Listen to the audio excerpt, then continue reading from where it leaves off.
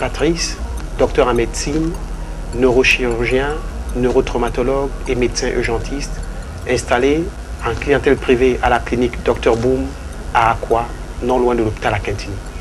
S'intéresser aux problèmes de cheveux peut paraître quelque peu surprenant pour un neurochirurgien, mais lorsqu'on regarde de près, en neurochirurgie, tout comme en neurologie générale, nous sommes régulièrement confrontés à des pathologies dues aux effets secondaires des produits cosmétiques sur le cuir chevelu. Ces effets secondaires sont nombreux. Ils vont des effets dermatologiques, donc la destruction du cuir chevelu, jusqu'à des effets neurologiques, notamment des troubles du sommeil, des douleurs du cuir chevelu et des neuropathies de type divers. Nous avons un problème qui est depuis quelque temps récurrent, c'est celui des blessures du cuir chevelu, des blessures qui peuvent aller jusqu'au développement de ce que nous appelons alopecia areata.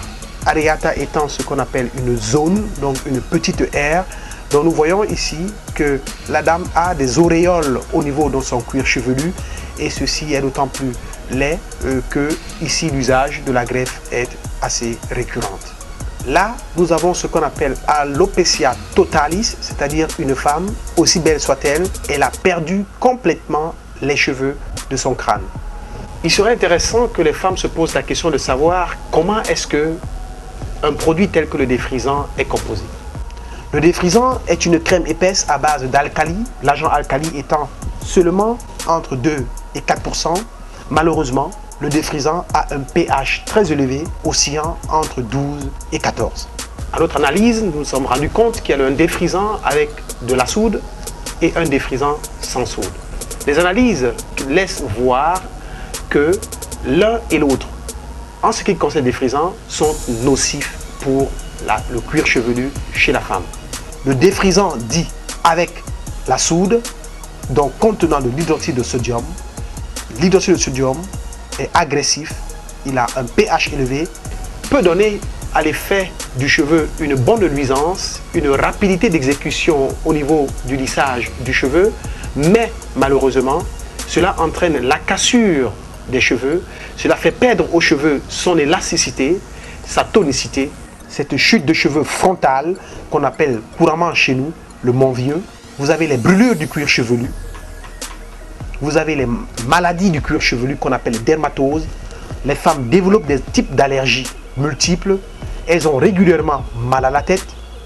La durée de vie de vos cheveux est réduite à 40%. Et les accidents peuvent arriver jusqu'à ce que l'on ait des brûlures énormes du cuir chevelu. On crée ici ce qu'on appelle une alopecia totalis. C'est une forme assez rare.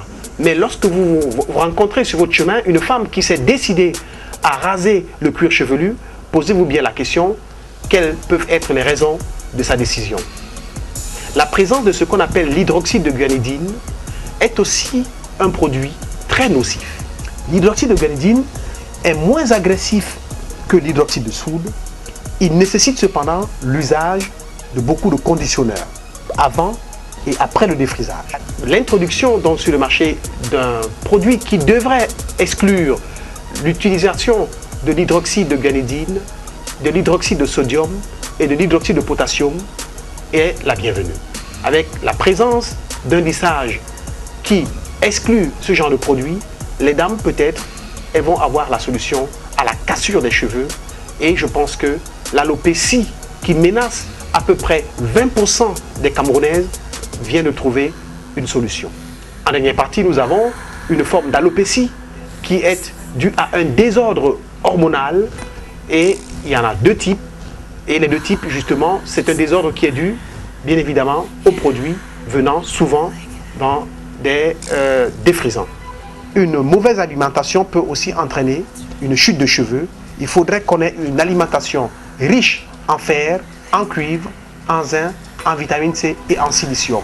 La carence en fer, en zinc, en vitamine B ou bien en silicium peut être compensée par une alimentation équilibrée.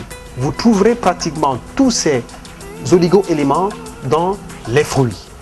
Mangez de la papaye, mangez des pommes, mangez de la banane, mangez des mangues, c'est d'ailleurs la période, et vous serez compensé.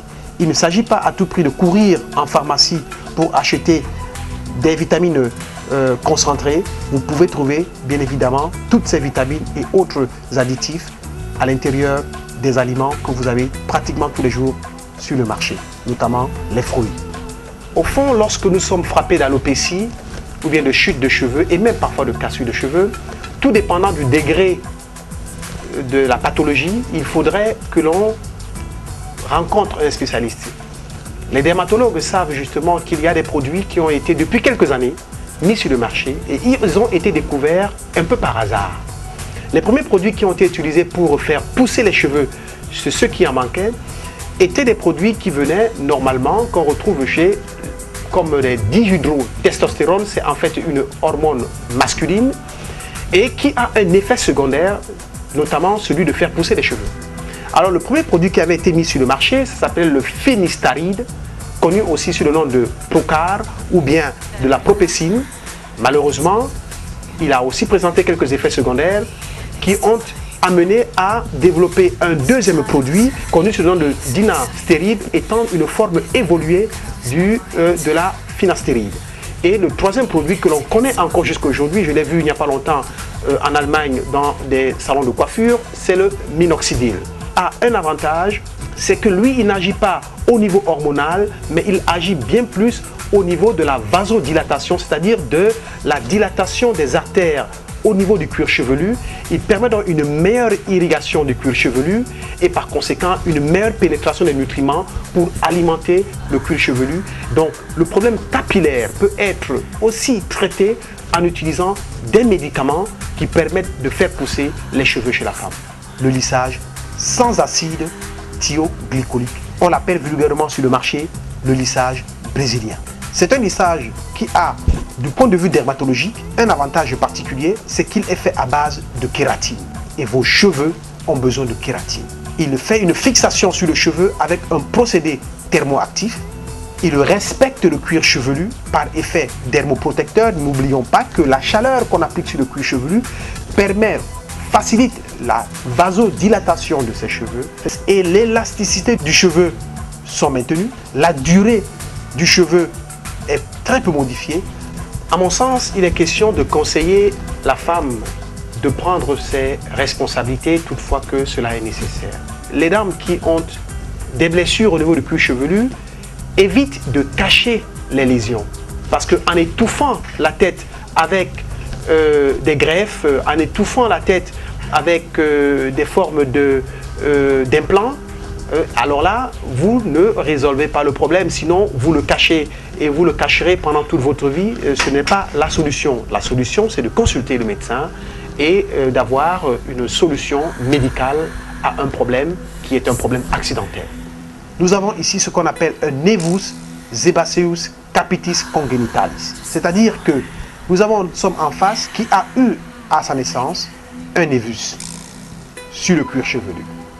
Ce qui n'est pas si grave que cela si l'usage des défrisants n'avait pas créé une blessure de ce névus. Aujourd'hui, nous avons un granulome qui s'est répandu pratiquement sur une grande surface de son cuir chevelu. Cette dame va être opérée. Dans ce sens, je vais donc essayer d'enlever et d'essayer de trouver une place du cuir chevelu qui est un peu plus sain. Je vais d'abord laisser voir guérir. Et si ça va ainsi, c'est bon. Si ça ne va pas, je serai obligé d'enlever une partie de la peau de la cuisse et greffer. Voilà. Nous nous sommes intéressés au problème du cuir chevelu parce qu'en réalité, c'est la porte d'entrée dans le cerveau. Chaque jour, lorsque nous opérons le cerveau, nous avons d'abord affaire au cuir chevelu du crâne de notre patient. Nous connaissons aussi à travers nos consultations que les femmes ont beaucoup de problèmes neurologiques dus aux produits cosmétiques qu'elles utilisent au quotidien. Les dérapages de mauvaise manipulation sur le cuir chevelu doivent pouvoir trouver des solutions auprès des spécialistes.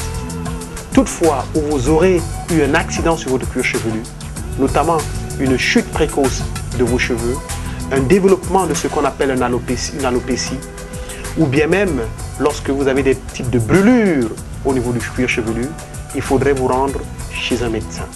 Le médecin décidera de quel type de thérapie est-ce que vous devriez avoir. Est-ce qu'il faudra vous donner des hormones pour vous donner un remplacement de vos cheveux? Est-ce qu'il faudra un traitement, par exemple pour la tonification purement et simplement de vos cheveux à type de Botox? Est-ce que vous aurez besoin d'hormones qu'on doit injecter soit dans le cuir chevelu, soit prendre par voie orale? Le médecin en prend la décision et lorsque cela peut être utile, une chirurgie pourra être appliquée dans le sens de vous faire une greffe et de résoudre de manière définitive le problème. Surtout, ne pas cacher le déficit que l'on a au niveau de son cuir chevelu en utilisant purement et simplement des perruques cosmétiques, ce serait une grande erreur. Mon chef était ici celui qui m'a formé. Est-ce que tu pourras faire tes opérations comme tu les faisais ici? Je lui ai dit, si je sauve un crâne par an au Cameroun, une personne par an au Cameroun, ça me suffit. Je rentre. Ben voilà, et je suis content d'être là.